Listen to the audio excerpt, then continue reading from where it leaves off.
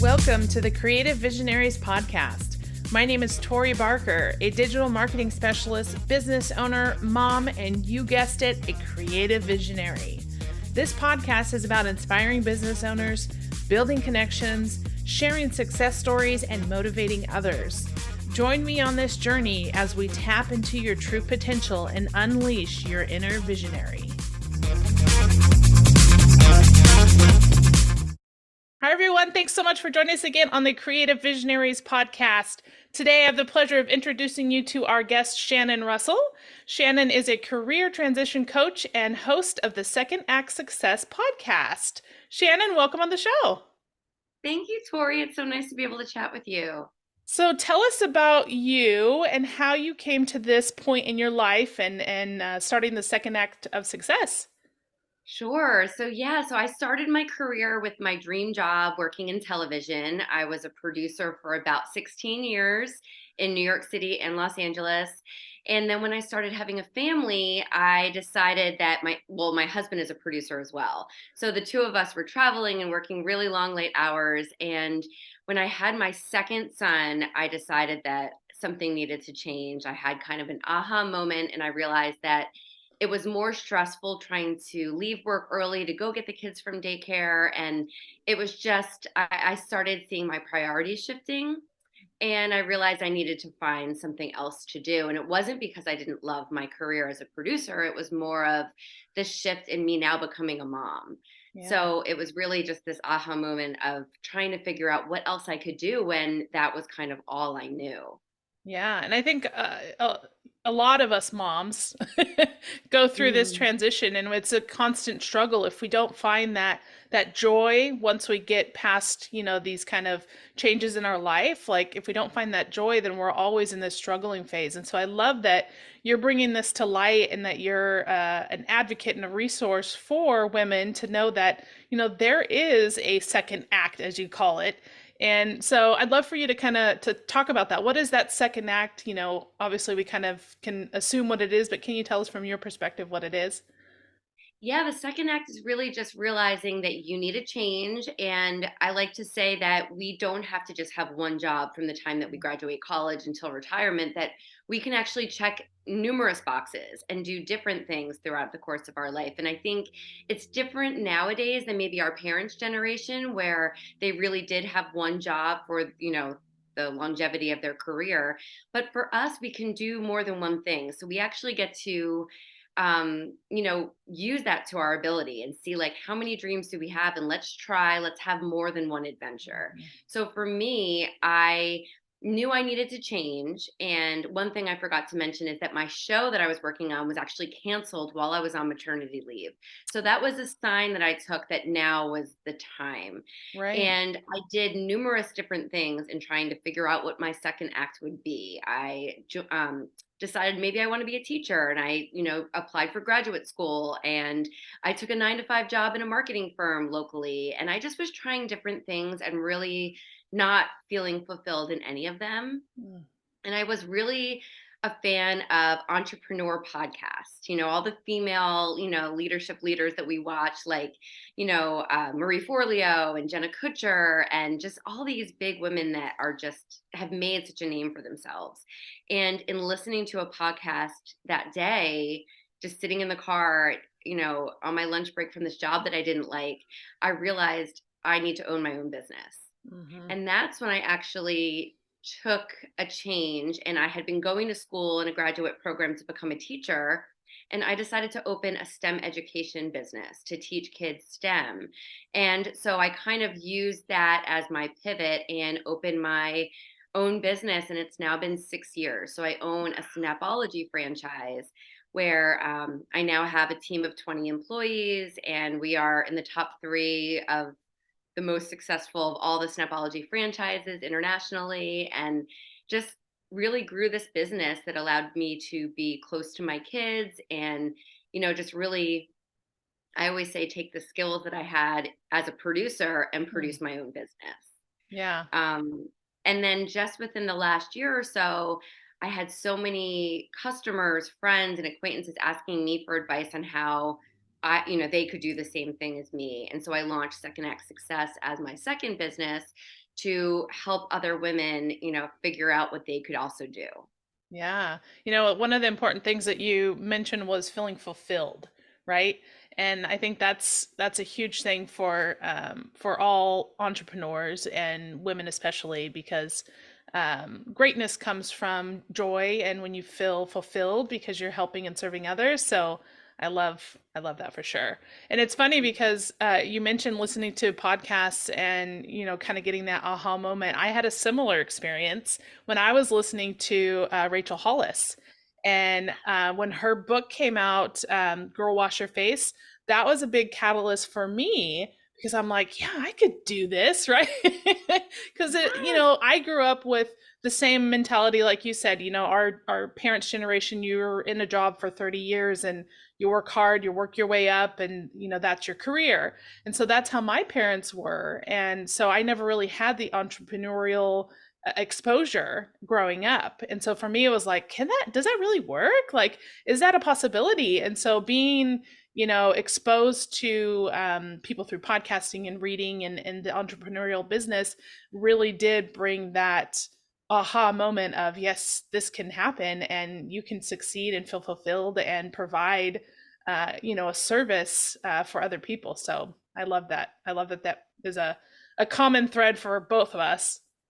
It is. I totally agree. My family was the same way. My parents didn't go to college, so I was the first in my family to go to college. And then I think because in television, it's such a freelance based, Yeah. project based, industry. So I'm used to just jumping from project to project. So when I decided to try this entrepreneur venture, I was like, well, if it doesn't succeed, then I can go back, and Right. but it was still scary and getting my husband on board and all of that. But I love that you just you just went for it as well. It's that leap of faith. You have to kind of just know. And you think about it like, I believe in signs. Like you said, that your show got canceled, and there's little things that happen along the way that are kind of pushing you towards this path that you're supposed to go to.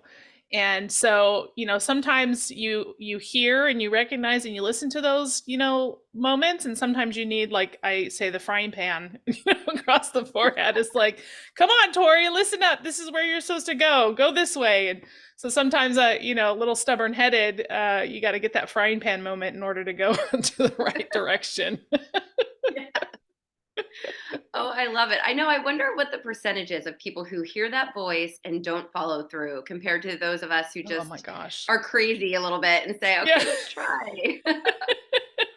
So But how I do always you go ahead? No, go ahead. Oh, I was just gonna say, I always tell my clients, like, you can try it, and if it doesn't work out, you can go back because you're still that person. You're Yeah. still whoever you were in your first career, you still have those skills. So Yeah. there's no shame in the game. You can always go back. There's Yeah. always that safety net.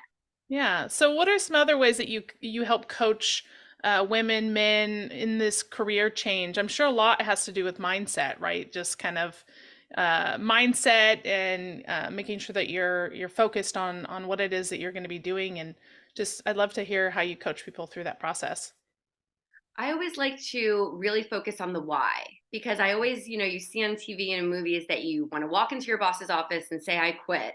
And that would be really exciting to do. But really, it's like knowing the why because you Mhm. don't want to make a change and have, find yourself in the same place, just Right. miserable for whatever reason. So I always start with the why. Like, why do you need this change? And Mm. and really focus on your non-negotiables. Like if you are going to make this change, are the hours going to be sufficient with being a mom and being able to pick your kids up after school if that's a priority for you? So, really, just making sure that you have everything aligned before making that change. So, Yeah. I try to caution people to research. Like, if you actually have a podcast that just came out all about, like, if you have a steady job, then you are very lucky. So, now is the time to start planning that escape route. And really start researching and getting your ducks in a row while you're working. Yeah. This way you're prepared and you feel that much more confident when you're taking that leap. Yeah. And so tell me about some of the skills that you brought from your career into this new business and the two businesses that you have to make it successful, and what has helped you along the way. I think a lot of people put their identity into what their, career is, and you think that you can't translate those skills. And I was one of those people who thought that, like, what a random niche of a career I had, working in television and producing shows. But then when I started thinking about launching my first business, I thought, well, I'm used to taking big budgets and an idea and putting it all together to air, a television show. So I'm Yeah. like, well, I can take this idea and I can put it out there. I was always good at, obviously in television, you have to talk to agents and celebrities and you have to be that people person. And in building a business, it's a people person. You need to be able to speak to everyone. You need to be able to promote what you're serving. So Yeah. I was promoting my business to my community and to the local families. And with Second Act Success, I'm promoting, my services to others. So it's really taking that, and even the marketing aspects of working in television and knowing how to advertise has helped.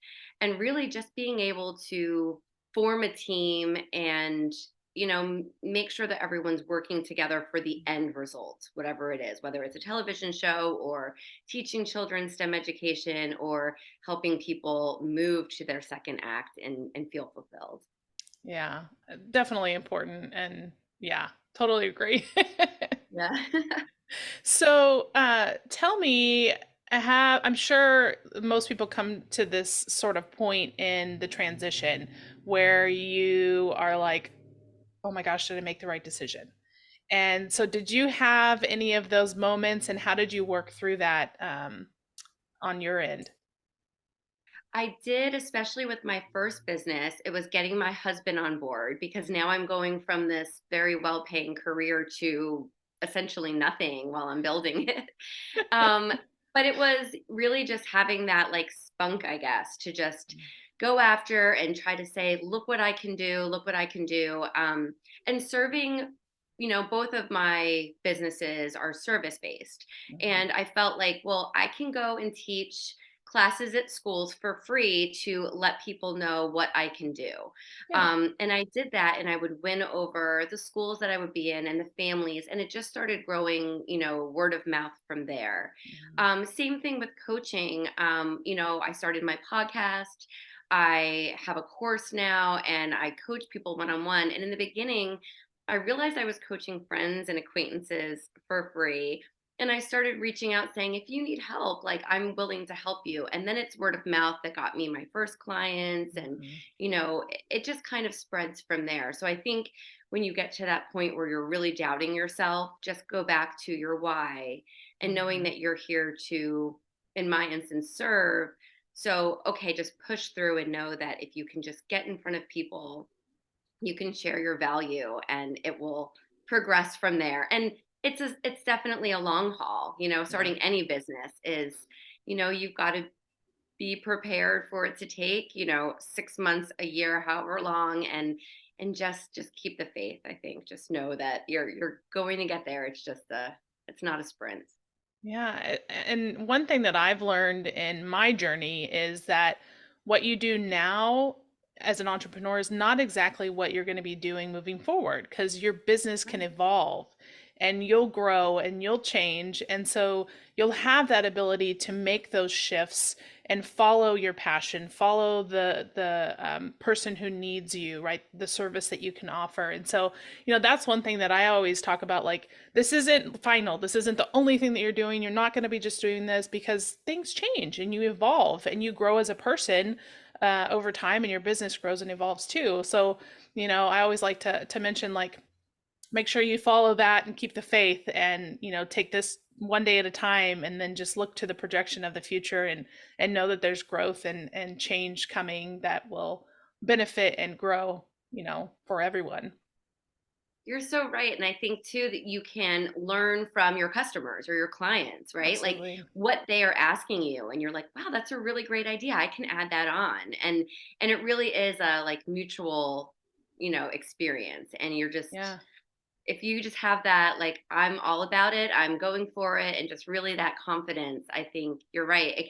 Your business can evolve into something that you never thought about. Yeah, and like in marketing, we talk about, listen to your customers, right? So you don't want to put out marketing messages that you think people want to hear. You you want to actually answer the questions that they're asking. So it's very similar in that sense. And I that reminds me of a podcast that I listened to by it was Ed Milet, and he said there was a quote that said, "Serve the person you once were," and so that comes back to mind for me so often because I keep thinking about who I was 2 years ago, three years ago, and who is that person, right? That I can help now that I've come through on the other side, serve that person you once were. And so I always keep thinking about that too as my business grows and evolves. How can I help somebody who was in my position, and get them to be successful moving forward and pay it forward in a lot of ways too. Yes, that's brilliant, and I love him too. He's so great to follow on Instagram. But yeah, same thing for me because I feel like I keep thinking back to the mistakes that I made, or I shouldn't call them mistakes, but paying for graduate school and not ending up using that degree, or Yeah, taking a 9 to 5 job that I was miserable at every day. All of those things that I chose were learning lessons for me. And now yeah, when I'm working with clients, I can talk to them about that because I feel like I went down different paths and I for can sure. hopefully prevent them from doing that. But always looking back to that fear that you and I had when we were first starting out, that fear and the uncertainty and the imposter Mhm. syndrome and all of those feelings that we have, and just knowing that like we can use that experience to help someone else. Yeah. And I know for myself as a podcast host, getting to interview different people is a lessons that I learn from my guests as well. So do you have similar experiences as you're interviewing guests and, kind of learning from what your guests are saying or the stories that they're telling you? How do you take that and implement that into your business and help, other clients moving forward? That's a great question. And it's fun because on my podcast, I interview people like you and I who went from one career to the other and kind of hear how they did it. So Yeah. it not only helps me, but I can use their stories when I'm Mm. dealing with my clients or my students. And Yeah. there are so many different ways of transitioning and different ways of moving from one act to another. So I feel like I've learned a lot from my guests. And also, I don't know about you, but I feel like I've become friends with Mm. a good amount of my guests, and there's one guest that I had, and she and I just hit it off, and now we do our own, we call it mastermind, every other week. She lives in England, I'm in in New Jersey, but we talk and we help each other with our businesses, and her Mm. business, what she's doing in her business, helps me with mine. So I feel like Yeah. there's just so much you can learn from having our podcast and meeting other entrepreneurs. Yeah. Absolutely. I think that the network in this business is so essential.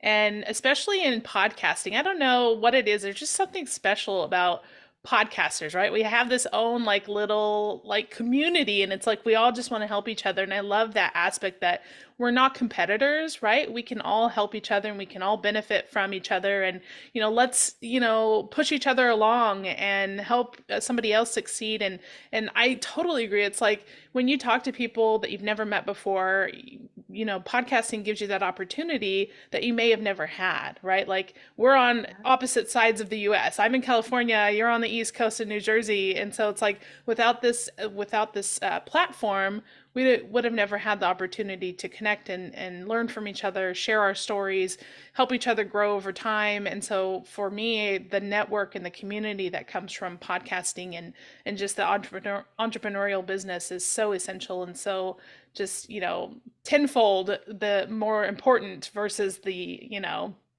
actual podcasting itself. I love what comes after, before, and ongoing from a podcast for sure. And don't you love just supporting your guests and other people that you've been on their podcast just on social media? And I've Yeah. had guests of mine. I had this one adorable guest of mine who reached out and said she was doing her first Instagram live. And she always liked that I commented and liked her posts. And she was wondering if I would show up when she did Instagram live because she Aw. didn't want no one to show up. And I always remember that. And I'm like, wow, like, you think that liking someone's comment or being Mm, supportive online is such a little thing, but it means a lot to people. And yeah. to me, that was just so sweet that she thought of me and that my little hearts and likes on things meant Yes. something to her. And I will always do that to someone else. Hmm. Just to tell you a funny story too, another one of my guests who is a published author, and I really I read her book, I loved it, I was promoting it. She took me to lunch yesterday. She happens to live in New Jersey. And she drove down and was like, let's get together. And we had the most lovely time meeting in person and just talking about our careers. And I was like, wow, this is so incredible to get to make Hmm. friends with people that like you said, we wouldn't have had the opportunity for otherwise. I know. I think that's one of my most things that I look forward to the most is having the opportunity to make that in-person connection because I'm such an in-person like oh my gosh, come here, give me a hug kind of guy. Like let's be friends. So taking that virtual to the in-person, like I am like, well, where's a conference that we can all gather at? Like let's all get together and like Oh, let's get to yes. know each other. I went to Podcast Movement this past August and it was incredible and I'm excited I've to go. You have to go next year and then we can meet, but it was really cool. I sat in a room and I saw like someone looked over at me and it was a guest of mine and I had just Yeah, started my podcast last spring. But what are the chances? And we got yeah. to meet in person. Like I really love that. cool. We should meet up. We should meet up at one of the conferences, Yes, Tori. for sure. Well, so tell me some kind of final thoughts and like advice. Like, how do you know when you need to make that transition, or just any tips that you would have for anyone who's kind of on the fence and not sure, that they can make that second act, what they should do? Just kind of any tips or advice you might have. I just always think that you want to wake up excited every day and you want to feel like you are fulfilled. There's that word again. And that you're just happy and that you're contributing to the greater good. So if you feel stifled in your career and you want to make a change and you had these things floating around in your head that you're not sure which to pursue, take that time, like I said earlier, like while you're at this job, like research, take the time while you have a paycheck coming in and do as much research as you can, but it's okay to make that leap and try it. And like I said earlier, too, if you don't succeed, you can go back. You still have those skills and that experience. So you're still a nurse, even though you want to become a teacher. You can go back to nursing. So I just encourage everyone to try it. We get one life, and why not Yeah, be able to say that we've done two or three of the things that we've dreamed about when we were little yeah, girls and just be able to feel like we're finding something that we love to do that fits our lifestyle. hmm, Like that fits for me was finding something that I could do to be closer to my boys and be more present in their life. And, it worked out for me. And I kind of feel like it can work out for other people if you just really try to find that thing that you've been longing for and make it fit with where you are in life. hmm. Listen to that intuition and follow it because it's there for a reason. Yes, exactly. Well, Shannon, thank you so much for being a guest today and for sharing your information. And is there anywhere we can have the guests go to learn more about you, or how they can get some help with that second act that they want to take that leap for? Absolutely. Yeah, you can go to secondactsuccess.co and you can sign up for my newsletter. I have a free vision board there that's a really great resource to kind of take you from where you are now to where you're going to be going. And it has links to my podcast and my coaching. And I have the second session of my course, the Second Act Accelerator, is launching in January. Awesome. So yeah, everything's right there. And I'm on Instagram at Second Act Success as well. Perfect. We'll definitely go on there, check that out, follow Shannon on Instagram, and thank you again. And, make it a great day, everybody. Thank you, Tori. Thanks so much for listening to the Creative Visionaries podcast. If you've enjoyed this episode, make sure you subscribe, leave us a review, or share with a friend. Also, make sure to visit us online at creativevisionariespodcast.com. You can also follow us on Facebook, Instagram, or LinkedIn. And stay tuned for more episodes to come.